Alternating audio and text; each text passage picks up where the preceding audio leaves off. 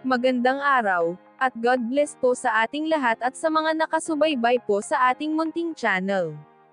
Balitang Lizken po tayo. Yan po ang ibabahagi sa ating video ngayon, panoorin at alamin dito sa ating munting channel. I shine so bright you might go blind. Shenna Talks, like and subscribe. Enrique Hill nag-update ng short video at mga larawan ng mga kaganapan niya sa isang event ng Bayara Christmas Party na ginanap sa East Ocean Palace. Lucky naman ang mga fans ng Lizken nang makihalubilo si Enrique sa mga ito habang naki-selfie kay Enrique ang mga fans. Sari-sari naman ang mga reaksyon ng mga netizen at mga fans sa comment section ng naturang post. Ang iba nagpapasalamat na nagpakita ang kanilang idolo ng mga larawan at video. Sabi ng isang fans, sobrang bait at humble talaga ni Ken, same attitude since attended his block screening years back. Sobrang happy ako Ken, dahil kayo na lang ni Liza ang hanggang ngayon, walang na-involved sa inyong dalawa. Dahil ikaw ang naiwan ni Liza sa Pilipinas, at alam ko na pinag-uusapan ninyong dalawa yan, kaya kampante kayong magkahiwalay. Pilit pinaghihiwalay kayo ng mga manghuhusga, pero kayo pala ang natitira ngayon.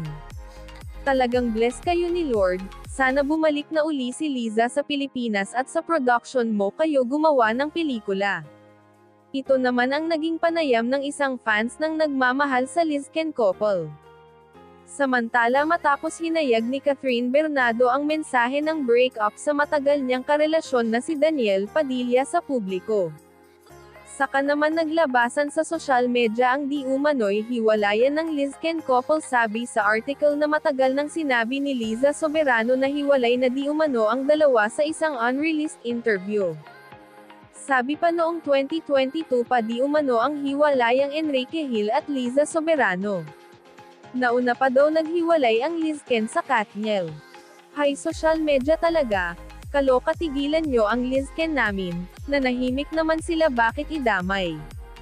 Kasasabi lang ni Enrique na mabuti sila at busy sa mga tinatahak nilang career. Kung maghiwalay ang Katniel nyo, deserve nila yun at may dahilan bakit sila naghiwalay, at wala naman masama kung aamin, bakit may magawa ba ang mga fans, kung aamin sa publiko? Kayo, ano masasabi nyo sa mga ginawa nilang balita sa Lizken couple? Comment nyo lang sa ating comment section ng ating pag-uusapan.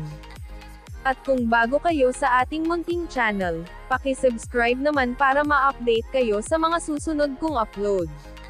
See you guys on my next video. Thank you for watching.